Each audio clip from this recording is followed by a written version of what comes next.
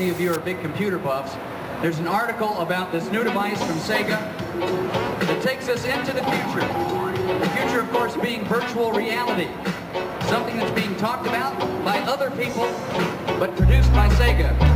Well, I can't get to the right page, but check out this little demonstration of VR. It's called virtual reality. Virtuality is a reality.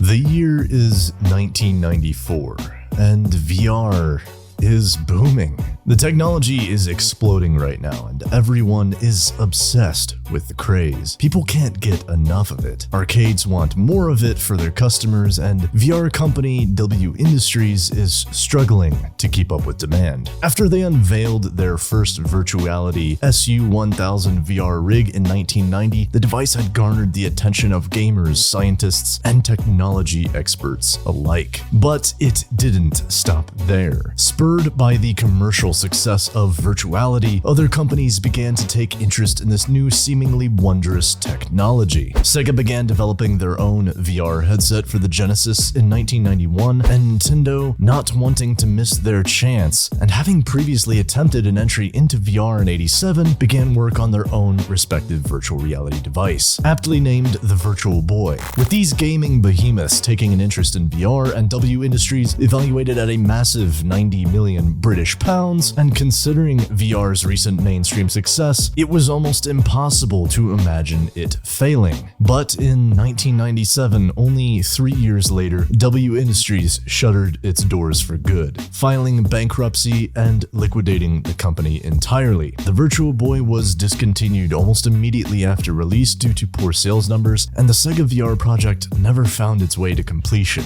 So, what happened in just 3 short years that led to the complete demise of VR in its entirety until recent years? What caused this multi-million-dollar industry that less than 5 years earlier was at its absolute pinnacle to fail? Though virtual reality exploded in the 90s, VR was not a new technology. In fact, its roots can be traced all the way back to the creation of the stereoscope circa 1843. The first realistic or close to modern applications of true virtual reality were reached as early as 1968 with inventions like the Sword of Damocles. NASA continued experimenting with this and other virtual reality technologies all the way through the 70s and the 80s. In 1987, Nintendo made its first mainstream attempt at VR with the Famicom 3D system, a Nintendo Family Computer System accessory which it was called in Japan, but probably more broadly known as the NES. It essentially functioned as active shutter glasses, displaying 3D stereoscopic images from the NES directly to the user's eyes, but it was a colossal failure, never being sold outside of Japan due to abysmal sales figures. Meanwhile, a man named Jonathan Waldron was steady at work developing the Virtuality 1000 series VR platforms for commercial and enterprise use. Backed with funding from IBM and 5 years of pre-developed doctorate computer science research from Loughborough University, Waldron founded the Virtuality Group in 1990, cementing VR's place in the future and setting the stage for a craze that would take over the arcade and gaming communities for the next 5 years. It started with the launch of their 1000 series VR gaming rigs, massive machines with 2 distinct models. The 1000 SU, a large stand-up rig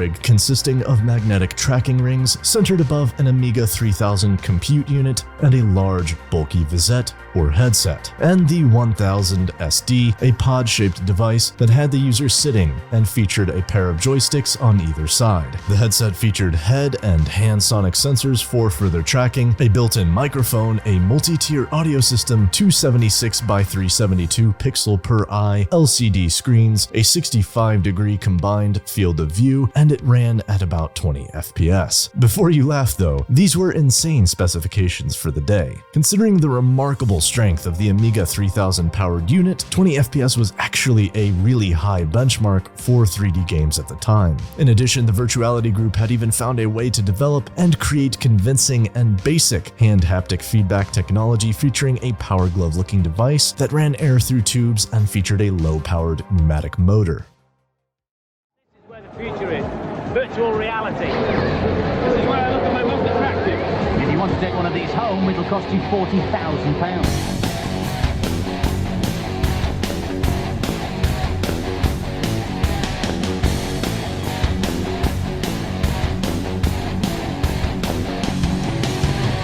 Virtuality completely took the gaming science and technological worlds by storm when it unveiled its newly developed VR rigs at a conference center in Wembley in March of 1990. People were rabid trying to get into the machines. People reportedly fought violent motion sickness just so they can continue playing for only a few moments longer. The VR machines overnight became hot, extremely hot, to the point where virtuality were struggling to keep up with demand. Everyone wanted to see these in their local arcades, and the arcades themselves were eager to get their hands on them, selling time for them anywhere from 2 to 20 British pounds for various predetermined play periods ranging from several minutes to half an hour. The company began raking in branding deals, loaning their device for advertisements and marketing campaigns, making news headlines, and above all else, becoming immensely profitable. This was exactly the injection of real estate the arcade industry needed to rejuvenate their business after years of tanking numbers due to the sale and popularity of home game systems becoming far more accessible. For all intents and purposes, VR was on cloud 9. Nintendo and Sega had begun working on their own respective VR projects at this time, focused on consumer markets and bringing VR to living areas and home spaces, and Virtuality went on to develop and release their second VR rig, the 2000 series, in 1994. The rig featured a slightly reduced FOV to 60 degrees, a slightly reduced resolution, a significant headset weight reduction to just 650 grams, but a massive injection of additional computing power with paired Intel 486 and Motorola 88110 graphics processors. Pushing on, Virtuality knew they would have to sooner or later adapt to the consumer market. Enterprise would only pay out so long as they managed to keep it alive a bit longer, but overall arcade numbers were still on a downward trend.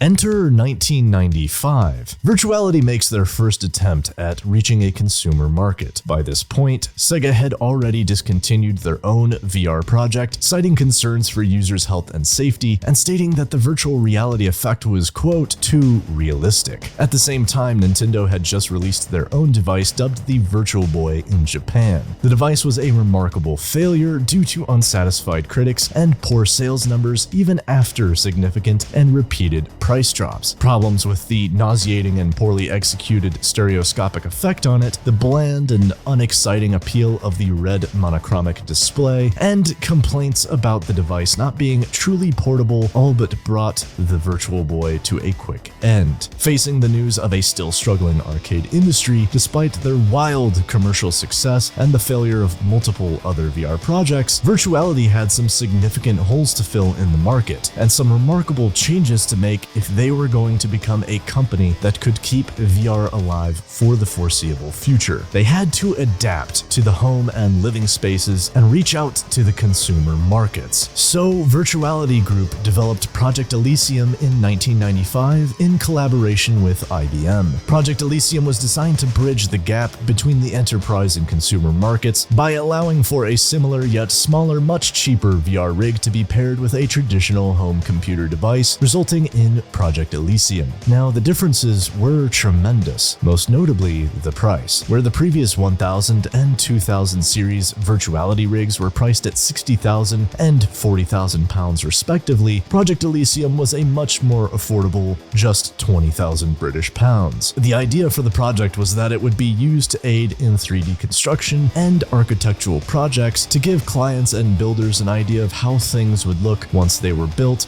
among other things. Project Elysium was a, quote, complete integrated VR workstation with development software, end quote. But the landing of Project Elysium was clumsy. While it was still more consumer-oriented, it ultimately was still more enterprise-focused, simply too expensive, and far too niche. The further decline of the arcade industry and a complete and utter lack of further creative innovation meant that by 1997, W Industries and the Virtuality Group were practically done. The same year, they filed for bankruptcy, and the rights to the Virtuality name were sold off.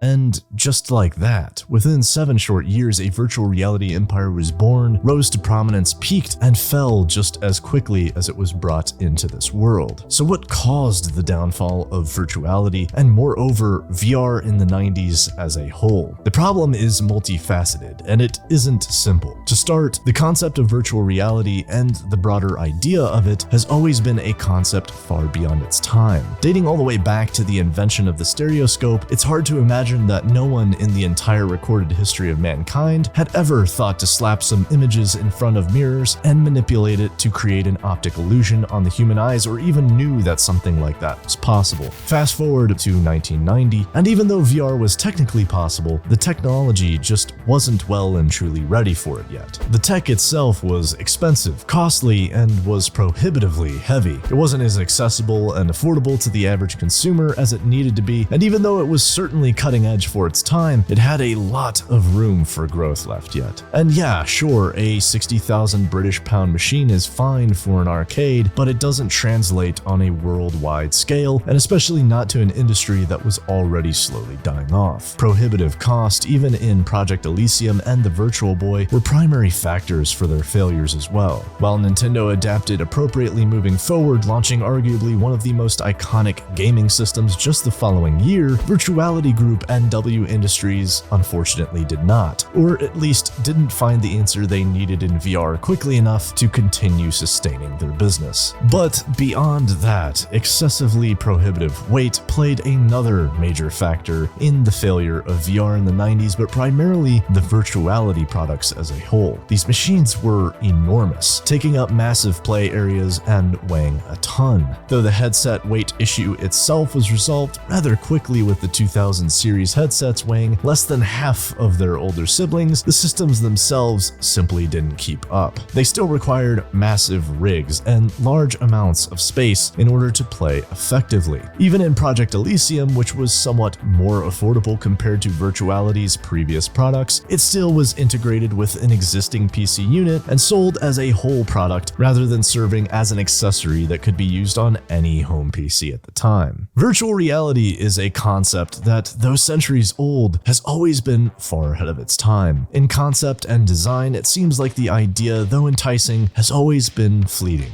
Until recently, that is. For the first time, well, ever, VR is here. VR is ready for us, and we are ready for it. And VR is here to stay. I do hope you've enjoyed watching this video, ladies and gents, and if you're still watching, I appreciate you more than you will ever know. Remember to like this video if you thought it was informative, subscribe if you'd like to see more content like this next week, and hit that notification bell if you just cannot stand missing out on this sweet, sweet VR content. I love each and every one of you beautiful furthermuckers. Until next time, Gramsy out.